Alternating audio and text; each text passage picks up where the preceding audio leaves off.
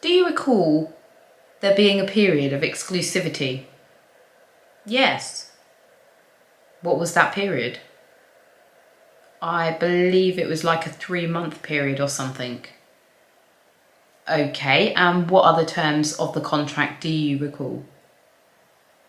I couldn't talk to any other news publication about the story. Anything else?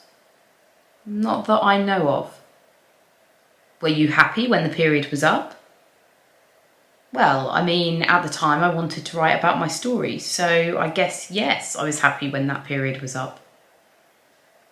And you were actively writing a book at that time, correct? My manuscript, I've never published it. You were writing the manuscript at the time of your period of exclusivity with Sharon Churcher, correct? Those 3 months were just craziness. I think I started after that. You think you started writing the book after the 90 days were up? Yeah. And then you attempted to sell that manuscript, correct? I didn't attempt to sell it. I went to other publications, like, what do you call them? People, I'm trying to think of the name of the word. People who publish books, not like a newspaper or anything.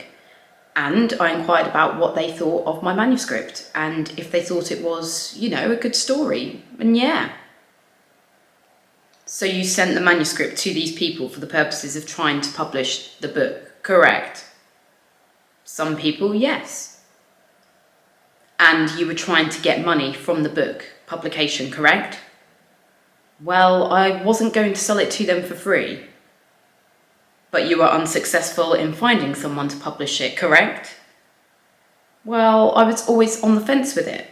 I wasn't too sure if I wanted to or didn't want to. I was more seeking judgment based upon these people who have done this plenty and plenty of times.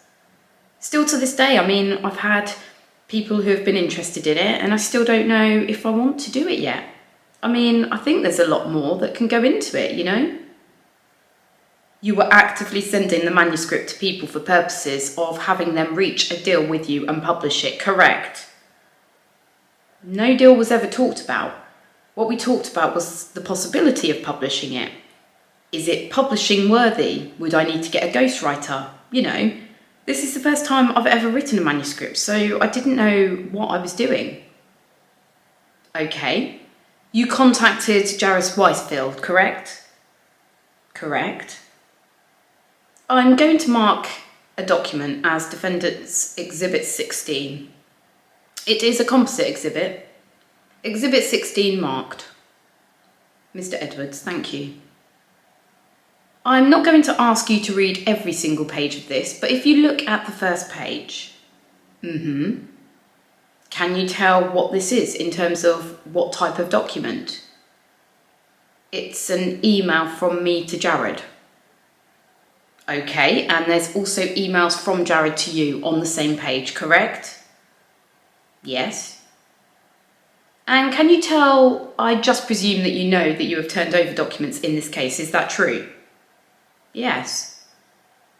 All right, and do you see at the bottom, it's got your name and some page numbers in the bottom right-hand corner? Giuffre 003529. Right. Yes. So you understood that your lawyer sought from you emails, for example? Yes. And searched your computer, correct? Correct. And printed out emails, correct? Yes. And these look like some of the emails? Yes. Okay. Do you have any reason to believe the emails produced by your lawyers with your name on the email address line are anything other than your email? No, they're my emails. Okay, did anyone else use your email account? No. Okay. My husband uses it sometimes. My kids use it for games. Okay. But that's about it. So if an email is signed Kiss Hug Jenna, yes, is that you? Correct. All right, and do you believe anyone else in your family was communicating with blank? No, no one else. All right, what was the purpose of you communicating with Jared? We were trying to figure out if my manuscript was ever published or publishable. But this was at a time where there was a lot of controversy about what's going on around JE. And when I say JE, I mean Jeffrey Epstein. It was a very scary thing for a lot of publishers to even consider taking it on because Jeffrey is a very powerful person. Did you send your manuscript to Jared? I believe I did. All right, did you ask Jared to send it on to other people like blank? Mr. Edwards, objection. I can't recall. I believe I met blank through Jared. Okay, I'm going to ask you to turn, on the first page. The second email says, is Epstein too big for blank? Does that refresh your recollection that Jared and blank had something to do with one another? Yes. Okay, and on the second page, in the middle of the page, just to be clear, is that an indication that blank definitely does not want the book? Kiss hug, Jenna. Is that what you wrote? Yes. And these first emails are in 2000, July of 2012, correct? Yes. Mr. Edwards, I object just to the apparent mischaracterisation of 2012. Mr. Edwards, being the first emails. I only meant the first pages of this composite exhibit. Mr. Edwards, okay. But I appreciate your clarification.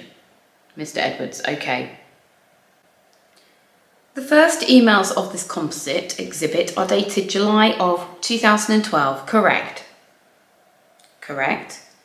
Mr. Edwards, the first page, as opposed to the first in the chronological timeline. Ms. Menninger, yes. Mr. Edwards, okay. If you flip sort of anywhere towards the back, can you also see that there are emails between yourself and Jared in 2011? Excuse me, and which page? Really, you can take your pick anywhere from the back of that exhibit. Yeah, I see what you're talking about. Here, why don't I direct you to the bottom right is Giuffre 3563. Now, it's going to be a little tricky to find, but it's about 6 pages from the back of the composite exhibit. Yes.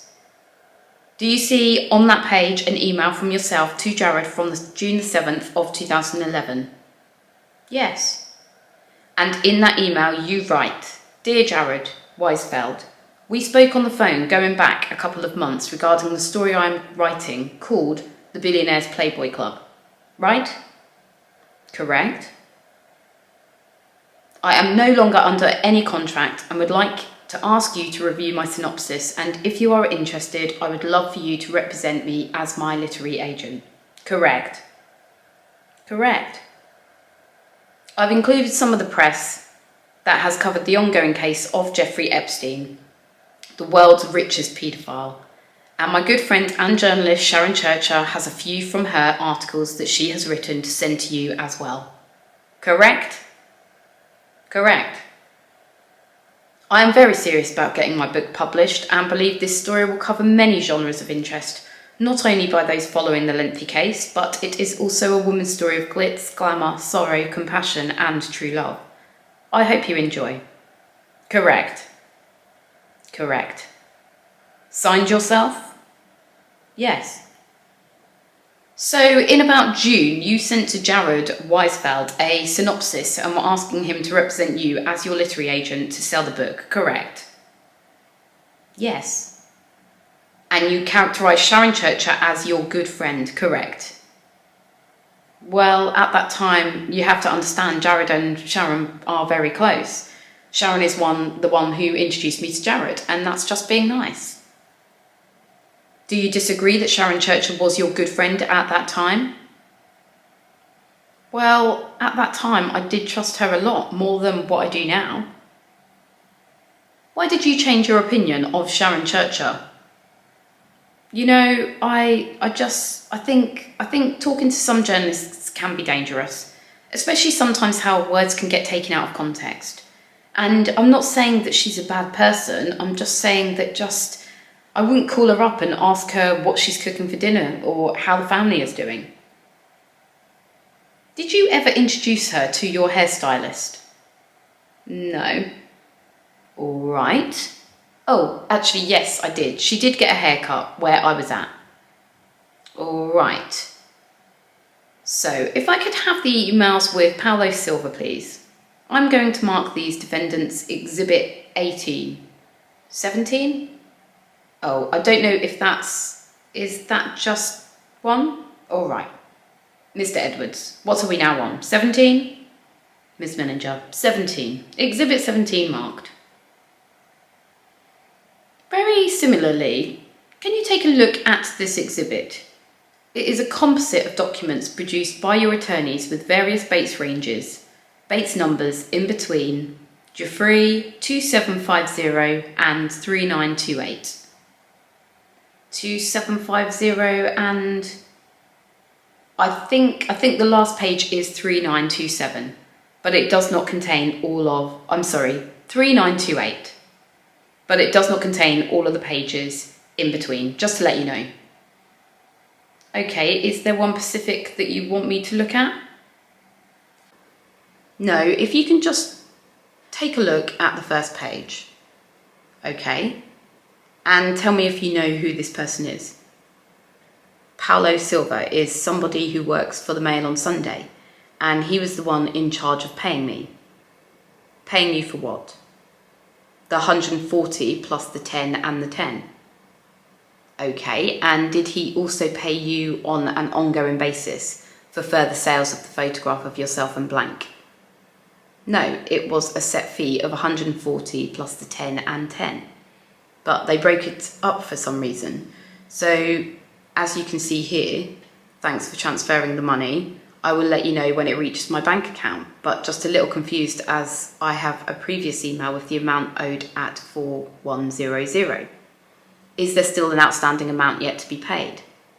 So they broke it up into quite a lot of different fractions, but it was still equal the 140 plus the 10 and the 10. Okay, if I could ask you to flip back to Giuffre 2758. They're in sequential order, so it should be about 8 pages back. Yes. All right, do you see that's an email from Paulo Silva to your email account? Yes. On or about March the 28th, 2011? Yes. All right, and it appears to be his introductory email to you. Is that a fair characterization of it? It would be hard to say. I'd have to look at the first one. That's June the 24th. This is March the 28th. I suppose so, if he's introducing himself as Paulo Silva. All right, and in this email, he introduces himself by name and tells you that he works for Solo Syndication and represents they are the official syndication agency for Daily Mail and Mail on Sunday, and that he's been overseeing the syndication of your image, correct? Correct. All right, and then he tells you that with regards to your image with blank, he can confirm that they've been able to sell it frequently over the last couple of weeks. And he listed the names of various news agencies to whom they had sold the image, correct? Correct. And then he tells you what the sales were as of last Friday, and then what your share of it is, correct? Correct. And your share of it was approximately half of whatever the sales were, correct? Yes, it looks that way. All right, and so then he gave you their general payment terms, correct? Yes, yep. And is that syndication deal separate and apart from your deal with the Mail on Sunday to get paid for the stories in a chunk? Yes. For the image? So I will have to correct my previous statement. Okay.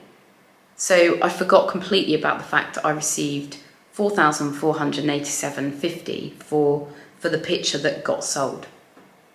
And is it possible it was sold some more after this date for which you received some money, correct? I don't believe so. I didn't even remember this one, to be honest. So if there's any others that you can show me, I'd be happy to look at them. Well, I'm just asking if you remember what the terms of your agreement were with this syndication, solo syndication. Well, like you said, it looks like half of... In regards to your image with blank blank, I can confirm we've been able to sell it quite frequently over the last few weeks. So far, we've been able to sell it to the following clients. It lists names. So far, the total sales as of last Friday is the number listed there. Therefore, your share is 4,487. So let me be clear. I guess I'm asking, do you recall what your deal was with solo syndication? No, I do not recall it. I just remember Sharon writing up the contract saying 140 plus the 10 and the 10. I completely forgot about the syndication for 4,487 cents. Okay, I'm going to ask you to turn back to 2754. 2754? Correct. Okay. And it's a document with the heading Solo Syndication Limited. Is that the right page you're on? Yes. Dated May the 23rd, 2011, correct? Yes. All right, and there's some handwriting in the middle of the page towards the bottom. Not my handwriting. It's not your handwriting. No. Do you know whose it is? No. All right. I don't even know what it says. Does it say Che cancelled in something mode? I have no idea what it even says. Okay, and it's not your handwriting? No. It was produced by your attorneys, correct? I'm sorry? It was produced to us by your attorneys, correct? Yes, they went through and gave you guys everything you asked for. All right, since these emails come from your email address to and from Paulo Silva, do you have any reason to doubt that they are your emails? I have no reason to doubt. All right, do you recall a Sandra White? Yes, she was a possible ghostwriter that I was going to use. Sharon recommended that I got a ghostwriter to be involved.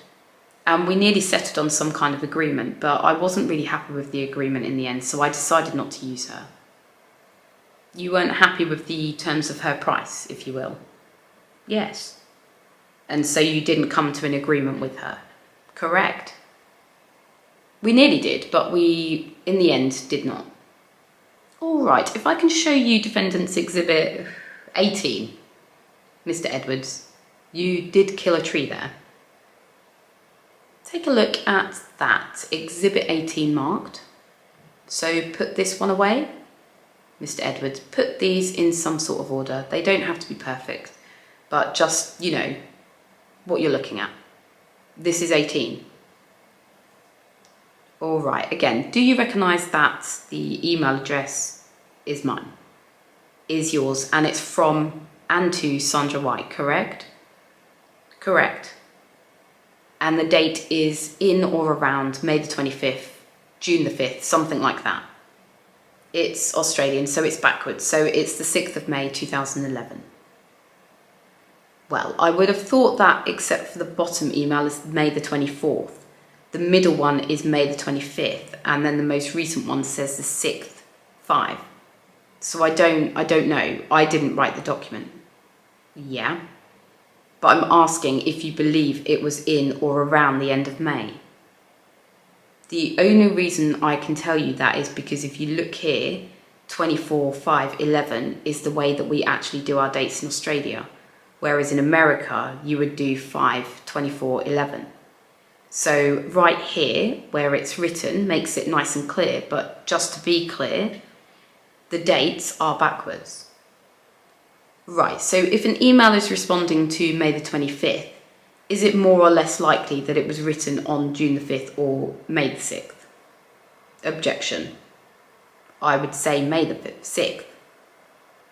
So when responded to a May the 25th, oh no, you're right. No, I'm sorry. I'm going backwards because it's going up, isn't it? Okay, yes. All right. I'm confused too. Anyway, in the last email it says, I'm very sad we won't be able to work together as I've been very excited about the project. As you know, I do not sell synopsis or individual chapters, and especially not for those amounts. I'm merely intrigued about where you were getting advice from. Rest assured, what we have worked on is confidential, so if you change your mind, let me know. So that was around June the 5th, 2011. 2011, right? Yes. All right, so you had been trying to reach an agreement with Sandra White prior to June the 5th. Correct. And were unable to do so. Yes. And not that you need to read every page, but is it fair to say that you exchanged some portions of your synopsis with Sandra during the course of your interactions with her? Yes. And she rewrote some portion of it as well, which I don't even know. It might be in here, it might not be in here. I don't know what I've kept or not kept. Okay, and did you get advice from Sharon Churcher with respect to the terms upon which you should be looking for the ghostwriting agreement? Sharon is the one who introduced me to Sandra. I can't remember who was giving me the advice. It's going back so long, you know. I don't want to pinpoint somebody and say it was definitely them if it wasn't. So yeah, I'm just not going to comment on that one without knowing. Okay, you probably have emails though, do you think, perhaps? I haven't seen these emails since 2011, so... Okay, I'm going to show you Defendant's Exhibit 19. Exhibit 19 marked. Who is Marianne Strong? She's my literary agent. All right, and can you identify Defendant's Exhibit 19? I'm sorry? Can you identify what Defendant's Exhibit 19 is? Defendant's Exhibit 19, like the number at the bottom. No, do you know what kind of document this is? Oh, it's an email from me to Marianne Strong. All right, and at roughly what time frame? February the 20th, 2014. All right, and what were you speaking with Marianne or writing with Marianne Strong about? Can I just read it real quick and I'll tell you? Sure. Sure. Do you remember now the topic upon which you and Marianne Strong was exchanging communication? I don't recall talking about blank, blank, blank. I don't know who Emily is, but I do understand what she's saying. If I win, then my story would be a much better story to write. And what case was she referring to, if you know? I think this was regarding probably the time when I was trying to get involved with the CVRA case. In February of 2014. Correct. Okay, and at the bottom of the page, there's an email from you to her, correct? I haven't read that part yet. Give me one moment. Yeah. Thank you. So it cuts off after that, does it? Oh, sorry. Yep, I've read it. All right, do you remember that email now? It's going back a long time ago, but it's definitely my kind of writing. Okay, so on the bottom of the first page, 3417, you represented to Marianne Strong that you had served 4 years as Jeffrey Epstein's personal and abused sex slave, correct? Correct. That is not true, correct? Since we have now found out the actual dates, it is not correct. Okay, I want to turn the page, the second page, on the first line, the first full sentence that begins on the first line. Even though there is over 40 women that were once vulnerable girls that look like the sweet girl next door, but now that they have been taken advantage of by this disgusting Wall Street tyrant, most of them have led a very unhealthy lifestyle since having served Jeffrey, such as drug addictions and prostitution, and do not hold accreditation to talk. You wrote that, correct? Correct. Who are the 40 women that you are talking about here? When I spoke to the FBI, they told me that there were, and this is maybe just a guesstimate, maybe there was more, maybe there were less, that they said. But they had told me that there was a lot of other victims involved in this case. And this is when I believed that after the FBI came to see me, that they were willing to reopen the case and do something about it. Okay, so the FBI is the one that told you that there were 40 women. It could be less than 40, it could be more than 40. I think I just summed it up to 40. You came up with 40. Well, I didn't just come up with 40, I think it was around that number. It could be 46, it could be 39. I'm not too sure to be exact. All right, but you based it on my speaking. What? With the FBI? Okay, and Mr. Edwards, just let her finish her question before you answer. Okay, Mr. Edwards, I just want the record clear. Who at the FBI did you speak with? I can't think of his name. I spoke to, oh God, I can't even think of his name right now. I spoke to a male and a female, and I also spoke to Marie Villafana about everything that was happening. Is it Jason Richards?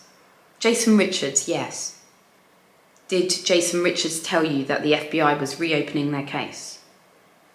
He wanted to reopen the case, and the last conversation that I had with him, I can't remember when it was, he said that he was having trouble doing it from the people above him. Okay, when was that? Like I said, I don't know. Was it like a year ago, or 2 years ago, or 3 years ago? I don't remember the last time I talked to him. I think I was in Florida the last time I spoke to him. And was that on phone or in person? On the phone. On the phone. On the phone. Where was he located, if you know, when you spoke to him? I don't know. Do you have his phone number? I have his card somewhere, probably not on me anymore. Like I told you, my paper trail is... Okay, so in the fourth line you say, miraculously, since I came to light with the truth in speaking out against him in 2011, the FBI have reopened the case, which, as you know, has current proceedings in which I am involved in. So what current proceeding were you involved in on February the 19th, 2014? Well, just speaking with the FBI, I was in the assumption that the case was being reopened, that they still were investigating. Okay, did you believe that the FBI had reopened their case in 2011? I believe that's when they first started to reinvestigate and reopen it. And then sometime when you were in Florida, Jason Richards told you that they were not actually going to continue investigating the case. I believe I was in Florida, yes. And he didn't say that. He just said his hands were tied and up above. I don't know, chain of command, it didn't look like it was going anywhere. There was no definite no and a definite yes. It was just, right now, there's really nothing that we can do. All right, in the third paragraph from the top, you said there's another major paper that has followed the story for a while, that has worked with me before, and they were asking you for the exclusive story but updated and obviously the end outcome from the judicial decision. Who was the other major paper that had followed the story for a while and was asking you for an exclusive story? That word that just coming to mind must be the Daily Mail. If I said I'd worked with them before, the only other, what do you call them, press that I had worked with was the Daily Mail, so... Okay, but you said you had held out on them because Marianne had told you about her contact with Emily at the New York City Post, right? I have held out because you told me about your contact with Emily with the New York Post, and I appreciate you trying to make big headlines for the story and hopefully one day the book. Yes. Okay, and then the last line of that paragraph, you say, I would also like to know that I'm going to profit from this as well, correct? Correct. I'm not going to give it for free. Right, all right. Exhibit 20 marked. Defendants, Exhibit 20. Do you recognise these documents? This document, which is another composite exhibit. Yes. Do you recognise it? Oh, like I said, I don't recognise it, but it obviously comes from your email address? Yes. Now, what email address is that exactly on the first page of this exhibit? At iCloud.com. That must be from a phone. So that's different from the other email address. Yeah, I don't actually know about that email address. I obviously used it. Blank, blank. And is the email signed by your husband? No, it's signed by me. Okay, and in the subject line you wrote Virginia Roberts, Jane Doe 102, correct? Subject line? The very top line of that page. Oh yeah, I see it. Okay, and it was to jason.richards2@ic.fbi.gov, correct? Correct. And is that Jason Richards we were just referring to? Yes. All right, and you had some emails with Jason Richards over time, is that fair? Sure. These ones that came from your computer, right? Sure, yes. Okay, you talk about having spoken with Judge Paul Cassell in this first page, correct? I am here to get this BS non-prosecution agreement thrown out and speaking with Judge Paul Cassell. He suggested trying to get a hold of any photos or video recordings released by the FBI to assist our case further in providing how much paedophilia occurred by Giuffre and the many other monsters he obliged with underage girls. Okay. If this is a possibility, please let me know so I can give you Brad Edwards, my attorney, his contact details. Many thanks for your time and I hope we should meet again. Okay, and so you were going back to Jason and trying to get any evidence that the FBI had about your case, right? Correct. Any photographs pertaining to what? Myself, not of anyone else. Right. But anything they had of me? And Brad Edwards, who is sitting right here, was your attorney at the time. And you identified him as such in the email, correct? Correct. You did not identify Mr. Judge Cassell as your attorney in this email, correct? I knew him as a former judge and I just wrote down Judge Paul Cassell as it looks. But he was my attorney. I don't know if he was my attorney at that time, but yes, he's been with me since the beginning, so he's representing you in this case now, correct? Yes. And at that time, you don't know if he was your attorney? I think he was. I mean, I've been talking with him since the beginning and this is dated 2014. So I believe at this time he was my attorney at the time as well. Okay, when do you recall first speaking with him? Speaking with Paul, I'm not too sure. I can't remember if I spoke to Paul in the phone in Australia or if I met him in person in Florida. Do you remember when you signed any kind of fee agreement with him? Mr. Edwards, objection. The first time I would have signed an agreement would have been in Florida. Were you living in Titsville?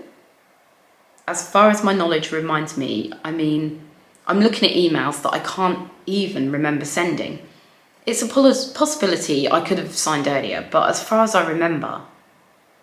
Okay, do you recall ever having email communications with Sharon Churcher about her publishing the first serial of your book? Serial, what does that mean? I'm sorry.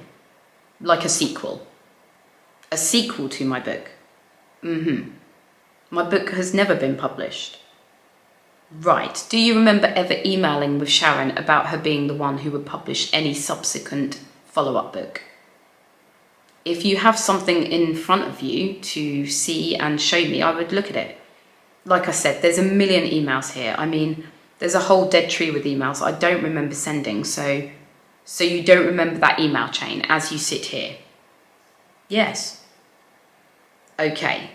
You have signed contingency fee agreements with Val Schiller, correct? Yes. You've signed contingency fees with Mr. Cassell, correct? Correct. Mr. Edwards and his firm? Correct. Stan Pottinger, is that correct? Correct. And pursuant to those fees agreements, you understand that you would get a recovery of any money that you won in this case, correct? Correct. And what percentage is that? I don't know off the top of my head. I think it's 40%. I'm not too sure, to be honest. Do you remember having any conversations with blank about money that you hope to obtain from this case or from any other source related to this? I remember talking to blank as a girlfriend, telling her what cases I was involved with. I don't believe we ever spoke about any monetary settlements. There was no number that was ever mentioned. I told her that I was involved in these cases. And you know, it was just a girlfriend talk between girlfriends. I never expected her to turn around and consort with the enemy. Well, it's fair to say you do hope to make money from bringing this lawsuit, correct? Mr. Edwards, form. I hope to win, but that's not the only reason I want to win. I want to see justice come through. Is money one of the reasons you want to win? Mr. Edwards, same objection. More than money. I want to see Ghislaine and Giuffre own up to what they have done and pay for the price, yes.